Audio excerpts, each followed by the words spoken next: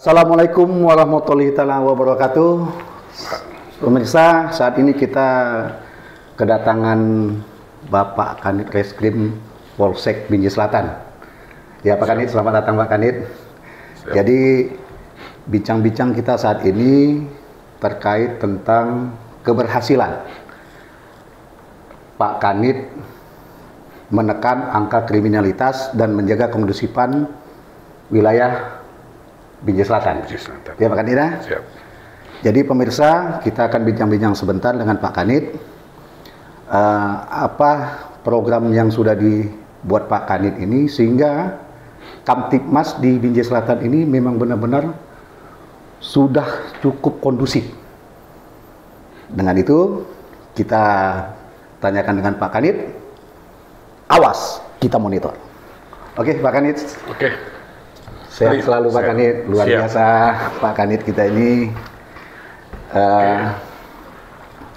Yang kita tahu nih Pak Kanit, beberapa tahun kemarin sebelum Pak Kanit ya mungkin ya, kita angka kriminalitas di Binjai ini, khusus Binjai Selatan, begal, pencurian, baik itu pencurian sepeda motor, bongkar rumah, ya ternak, sawit, kebun, semua.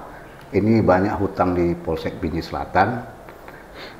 Tapi semenjak Pak Kanit memimpin, ini habis, hampir habis.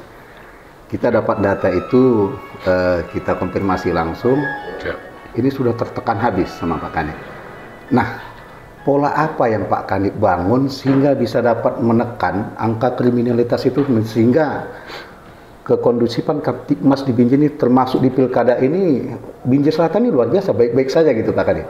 Ini kita mau tahu nih Pak Kanit, untuk jadi acuan bagi kepolisian polsek-polsek yang lain yang ada di Binjai ini, bisa jadi acuan untuk menekan angka kriminalitas itu Pak Kanit. Silakan Pak Kanit. Ya, terima kasih. Ya, kita panggil Bro aja ya. Siap, siap. Terima kasih Bro. Jadi Polsek Binjai Selatan ini memang dulu-dulunya angka kriminalitasnya tinggi, di mana saya semenjak buka Polsek di sini. Yeah. Nah, Bro ya, jadi sejak buka Polsek tahun 2002 saya sudah ditempatkan sini mulai dari Bintara. Yang selama ini saya sudah menjalin hubungan harmonis baik tingkat masyarakat, Kepling, lurah, camat maupun daripada organisasi-organisasi yang ada di Kecamatan Binjai Selatan ini. Yeah. Dalam hal pilkada yang selama ini kita juga turut berperan aktif terhadap Babin Kamtibmas. Babin Kamtibmas jalan untuk menjaga stabilitas keamanan yang ada di Binjai Selatan hukum. Ya. Untuk itu berkat kerjasama daripada Babin Kamtibmas, Babinsa, dan para Kepling, lurah, sehingga tercipta pilkada yang berhasil untuk kekondusifan suasana di Kecamatan Binjai Selatan. Jadi untuk apa ini? Untuk angka kriminalitas ya Bro ya. Siap. Yang selama ini memang tinggi, cukup tinggi, tetapi karena sudah kita jalin selama ini hubungan dengan masyarakat seluruhnya, angka kriminalitas di Polsek Binjai Selatan turun drastis. Artinya memang Pak Kanit ini menekannya ini cara persuasif nih ya. Persuasif. Karena memang wilayahnya ini memang Pak Kanit kuasai ya, dari Bintara. Semenjak Polsek berdiri, Pak Kanit ini sudah di Polsek Binjai Selatan ini kan luar biasa. Siap. Balik lagi jadi Kanit. Kanit siap. Waduh, luar biasa, luar biasa. Artinya ya Pak Kanit menekannya itu menghayukan dengan warga, Kepling-Kepling. Artinya siap tanggap lah nih Pak Kanit ya. Siap. Apapun jadi, itu gitu ya. Jadi ini Bro, jadi mulai dari dulu-dulunya saya tetap juga memberikan nomor handphone saya kepada masyarakat. Nah, jadi apabila ada sesuatu ataupun yang akan terjadi, masyarakat itu selalu menelepon saya.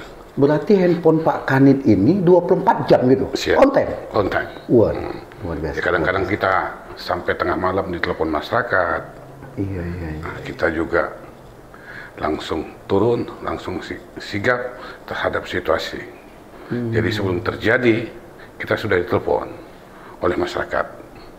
Jadi pemirsa, Pak Kanit ini benar-benar menjalankan motonya presisi tadi nih, presisi benar nih ya. Siap. Ada nggak Pak Kanit semasa Pak Kanit menjalankan itu, namanya Pak Kanit ini kan Kanit Reskrim yang menangani segala sesuatu tindak pidana yang kriminalitas yang ada di Kota Binjai, Binjai Selatan khususnya. Nah, kalaulah jam 3, jam 4, jam 2 itu di mana letak istilah Pak Kanit itu, Pak Kanit? Jadi untuk mengayomi masyarakat, jika masyarakat menelepon, kita siap, bro, untuk masalah kita ke lapangan. Jam berapa saja masyarakat menelepon, kita hadir. Kita lapor pimpinan, baru kemudian kita kumpulkan anggota yang piket. Tidak lupa juga terhadap Babin Kamtibmasnya. Jadi Babin Kamtibmas itu kita kedepankan. Jadi saya untuk mencari suasana di kelurahan, mencari informasi yang melalui dari Babin Kamtibmas. Jadi Babin Kamtibmas yang ditempatkan di kelurahan kita. Jadi mereka ini semua tahu, mulai dari jalan di mana, lokasinya, dan tidak tertutup kemungkinan adalah pelaku-pelaku yang residivis. Benar. Jadi Babin Kamtibmas ini kita tahu dia di mana-mana, siapa pelaku residivisnya ataupun pelaku tindak pidana. Jadi sehingga kita murah untuk mencari bahan informasi. Itu aja. Karena wilayahnya sudah terkuasai. Ya, pentolan-pentolan yang mana ini sudah dapat. Cuman kan terkadang kan saya pribadi mikir ya Pak Kanit, ini tidurnya gimana? Ini berarti Pak Kanit ini selama menjalankan aktivitas sebagai Kanit Reskrim di Polsek Binjai Selatan ini nggak pernah tidur nyenyak nih ya jadinya ya? Iya betul bro. Jadi namanya Kanit Reskrim itu kalau untuk tidurnya ya mungkin saya sering tidur di kantor. Khusus apalagi malam minggu. Malam minggu Pak. Malam minggu adalah prioritas dari program Bapak Kapolres, bahwa itu adalah untuk patroli skala besar. Jadi Kanit Reskrim selalu standby di Mako. Khusus malam minggu tuh Pak Kanit ya? Iya khusus malam minggu tuh. Ya, khusus malam minggu itu patroli skala besar yang diadakan setiap minggu oleh Bapak Kapolres. Makanya terjadi penekanan angka kriminalitas itu terjaga betul di malam minggu itu Pak Kanit. Siap. Karena Bapak Kapolres juga memprogramkan juga bahwa Kota Binjai ini dibirukan, dalam arti kata membirukan itu dengan rotator. Itulah dengan gunanya setiap hari juga ada surat perintah oleh Bapak Kapolres untuk membuat patroli skala besar di Kota Binjai ini. Nah, membirukan Kota Binjai dalam arti kata bahwa setiap polsek itu harus keliling. Itu kalau dia keliling Pak Kanit berapa jam sekali itu Pak Kanit? Kalau untuk kelilingnya itu surat perintahnya itu sampai jam 2, jam 3. Nah, masyarakat dulu sudah lelap, barulah polisinya beristirahat. Istirahat ya. Artinya itu memang jam-jam rawan itu. Jam-jam rawan. Tetap harus patroli mobile terus Pak Kanit ya. Karena memang jam-jam 4-nya itu sudah mulai ada aktivitas lagi, orang ke pasar ya Pak Kanit ya. Orang sholat subuh gitu ya. Barulah kepolisian beristirahat. Gitu ya. Luar biasa. Jadi pemirsa, kita tetap apresiasi, selalu apresiasi. Inilah sosok Pak Kanit kita yang betul-betul menjalankan moto polisi presisi yang seperti yang saya katakan tadi. Saya wilayah Binjai Selatan nih Pak Kanit. Kebetulan saya memang warga Binjai Selatan karena saya mengikuti terus pergerakan kriminalitas yang ada di kota Binjai ini, khususnya Binjai Selatan. Ini kemarin dulu itu memang ya luar biasa ini, termasuk di jalan lintasnya, di dalam gangnya selalu ada begal-begal, jambret, pencurian tengah malam, kode-kode di jalan sepanjang jalan dia menginting nih Pak Kanit. Kode-kode itu bisa dibongkar itu. Tapi semenjak saat ini yang saya perhatikan beberapa bulan terakhir ini memang betul-betul kondusif gitu. Luar biasa sekali Pak Kanit ini. Ini memang jadi contoh pemirsa, ya kita tetap kasih semangat walaupun tidurnya tidak nyenyak Pak Kanit. Jadi kalau untuk ke keluarga Pak Kanit, memang harus dikesampingkan total lah nih Pak Kanit ya? Tidak juga. Oh tidak juga. Artinya kalau ibu dan anak sudah paham semua dengan sudah paham dengan hal tersebut. Jadi kita hanya memberikan waktu terhadap anak pada malam hari, yaitu berkisar jam 7 sampai jam 8 aja. Nah, kalau kan kita imun tubuh itu kan kadang ada karena terlalu lama bergadang itu dur-duran, fisik kan imun tubuh itu melemah nih Pak Kanit. Nah, konsep apa yang Pak Kanit pakai sehingga Pak Kanit itu tetap harus on time gitu? Adakah khusus vitamin-vitamin atau ramu-ramuan orang-orang tua dulu yang Pak Kanit konsumsi sehingga Pak Kanit tetap eksis saja? Karena saya melihat Pak Kanit ini nggak pernah sakit ini. Siap. Itu dia. Apakah ada itu racikan-racikan atau konsumsi yang khusus memang Pak Kanit konsumsi gitu? Jadi ini bro, mengenai fisik tubuh, imun tubuh, jadi saya juga tidak ada mengkonsumsi obat-obatan, apalagi barang terlarang. Ya. Tetapi saya mengambil waktu sedikit untuk berolahraga berupa jalan, yaitu di depan kita polsek kita. Itu gor besar, jadi kita hanya jogging 1 jam. Oh, ya. Jadi kita jogging 1 jam, nah, itulah untuk kita. Jamu-jamu, poding gitu, itu biasa tidak, itu ya? Biasa, enggak juga. Oh iya. Dengan berolahraga aja kita 1 jam, jalan, jogging, mengelilingi gor, itu menambah stamina kita, menambah imun tubuh kita. Untuk menjaga kestabilan itu aja Pak Kanit ya. Berarti memang olahraga itu konsep yang betul-betul menjagakan fisik ya? Fisik, siap. Gitu Pak Kanit ya. Nah Pak Kanit jabat di sini nih udah berapa lama nih? Saya pun kurang tahu nih Pak Kanit jabat di sini berapa bulan ataukah sudah setahunan gitu.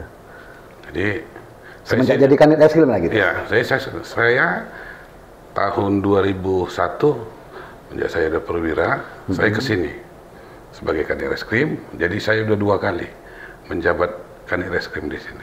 Oh iya. Di Polsek Binjai Selatan. Sudah 2 kali menjabat Kanit Reskrim sini Pak Kanit ya. Siap. Wes. Ini ada pertimbangan kesimpulan apa nih Pak Kanit? Bisa Pak Kanit balik lagi ataukah karena kriminalitasnya naik Pak Kanit dikirim lagi nih kemarin gitu? Siap. Bukan gitu. Karena mungkin itu kebutuhan organisasi.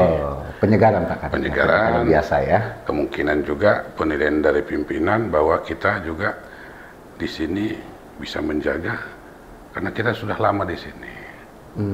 Jadi kita bisa berinteraksi dengan masyarakat, mulai dari masyarakat bawah sampai kepada yang paling atas di wilayah Binjai Selatan. Karena memang tidak itu tadi Pak Kanit, saya tidak pungkirin itu memang terlalu nyaman nih Pak Kanit. Kebetulan kita juga punya usaha Pak Kanit. Malam itu biasanya anak-anak muda itu pada takut ya keluar malam. Ini mereka sudah biasa saja, leluasa saja. Saya tanya itu, apa yang buat kalian jadi berani? Polisi ada di mana-mana, katanya gitu. Iya Om, polisi di mana-mana. Mau di gang dimanapun tetap ada Om, jadi kita aman Om. Wah, makanya kita tertarik. Ini siapa Kanitnya? Kita cari tahu nih. Wah, ternyata memang Pak Laban ini Kanit Reskrim di sini. Nah ini yang kita cari tahu, ternyata Pak Kanit membangun ini untuk menjaga kondusif ini memang dari betul-betul menggunakan perangkat-perangkat yang ada di pinggir selatan Pak Kanit ya. Sampai tingkat pilkada kita di sini nggak ada masalah nih Pak Kanit ya. Ria-ria apapun nggak ada ini, asli nih. Nah jadi Pak Kanit sedikit tentang kriminalitas yang lain nih Pak Kanit, seperti 303, seperti balak-balak. Katanya Pak Kanit sempat juga menyisir ini semua. Nah, ini berkoordinasinya seperti apa nih Pak Kanit untuk menjagakan situasi yang kondusif ini kita tentang terkait ya 303-nya atau yang lainnya gitu. Ya, mengenai yang berhubungan tadi bahwa kita tetap koordinasi sama tingkat Polres untuk pelaksanaan perencanaan penindakan. Jadi kita tidak juga semena-mena jika kita tidak koordinasi dengan pimpinan atas. Karena hampir di Binjai Selatan ini hampir sudah tidak ada lagi nih ria-ria yang seperti ya balak-balak tadi. Ini kan tantangan yang sangat luar biasa untuk Pak Kanit sendiri gitu kan, untuk daerah kepolisian ya Kota Madya Binjai inilah, khususnya Binjai Selatan ini Pak Kanit ini memang kayaknya kerja ekstra, semua diladeni, masyarakat diladeni. Ini kan luar biasa nih. Nah untuk masalah ada nggak Pak Kanit mengalami kegaduhan antar lingkungan atau warga yang saling lapor atau seperti apa? Ini di RJ kan istilahnya restoratif justice ya Pak Kanit. Itu kan memang pada dasarnya polisi itu menegakkan sebuah penegakan hukum itu tidak semuanya harus dipenjarakan kan gitu. Nah, ini Pak Kanit pernah mengalami hal itu, Pak Kanit restoratif justice kan di polsek atau di lapangan atau di rumah warga, Kepling, pernah nggak gitu Pak Kanit? Ya benar kali bro, itu kemarin ada tiga laporan yang saling mau mengadu, potensi mau saling mengadu, tetapi setelah kita berikan pencerahan, setelah kita berikan untuk penjelasan kepada kedua belah pihak, kita tetap mengundang itu bro. Itu kita undang Babin Kamtibmas, kita undang Kepling. Jadi ini berpotensi, sebenarnya potensi ini saling lapor, tetapi dengan kita undang Babin Kamtibmas, Kepling, kemudian kita undang tokoh-tokoh adat, tokoh pemuda yang ada di kelurahan itu, kita undang kedua belah pihak. Ada itu program daripada Bapak Kapolres juga, kalau bisa jangan sampai membuat laporan. Jangan sampai membuat laporan, ya kita bawa ke komando, kita berikan penjelasan. Nyatanya, ya syukur alhamdulillah, mereka bisa menerima apa yang kita sampaikan. Tidak mesti harus bikin laporan ke polisi. Tidak mau laporan. Ya? Kita membuat hanya karena mereka sudah kesepakat, kita membuat surat pernyataan dan perdamaian kedua belah pihak tanpa membuat laporan. Jadi masyarakat puas gitu, bro. Itu persoalannya perkelahian atau masalah peringgan atau masalah warisan? Itu masalah perkelahian. Perkelahian, Pak? Perkelahian. Jadi masalah perkelahian itu dibarengi dengan tuduhan kau mencuri punyaku, kau mencuri barangku. Nyatanya setelah kita temukan kedua belah pihak, mereka itu mau mendengarkan apa yang kita jelaskan kepada mereka sehingga mereka tidak jadi membuat laporan. Wah, artinya memang Pak Kanit siap sedia dan siaga selalu untuk menyelesaikan persoalan masyarakat di tengah-tengah masyarakat gitu Pak Kanit ya. Nggak mesti harus ke kantor polisi, mereka telepon aja, Pak Kanit langsung turun ke lapangan. Baru di RJ kan gitu ya. Itulah bro, karena kita setelah lama di sini, mereka juga kenal kita, kedua belah pihak. Itu gunanya. Mereka itu telah mengenal kita, kedua belah pihak mengenal kita datang, mereka teranyomi gitu, terlayani dengan baik. Plusnya tadi Pak Kanit sudah duduk di Binjai Selatan ini selaku polisi mulai Polsek berdiri. Berdiri ya. tahun 2000. Arti memang sudah ragam manusianya itu Pak Kanit kuasai semua ya. Siap.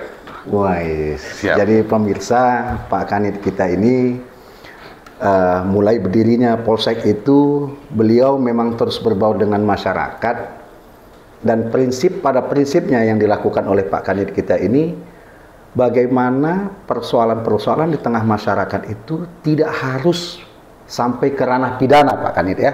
Tidak sampai ke ranah pidana. Kalau memang ada bisa dimufakatkan dengan lebih baik karena ini jiran tetangga, maka yang dilakukan itu adalah membuat sebuah hubungan yang humanis, membuat persatuan yang berselisih itu menjadi baik sehingga tidak harus ke ranah polisi. Tapi polisi memfasilitasi untuk kesenjangan ini Pak Sandi ya, untuk persamaan ini ya, perlain persepsi tadi disamakan gitu ya. Oke, pemirsa, kita support Pak Laban, semoga Pak Kanit Reskrim ini selalu diberikan kesehatan, amin, keselamatan, kesejahteraan, kesuksesan selalu, terus berkarya menjaga Kamtibmas yang ada dimanapun bertugas nanti Pak Kanit. Terima kasih Pak Kanit, sampai ketemu di lain waktu. Udah.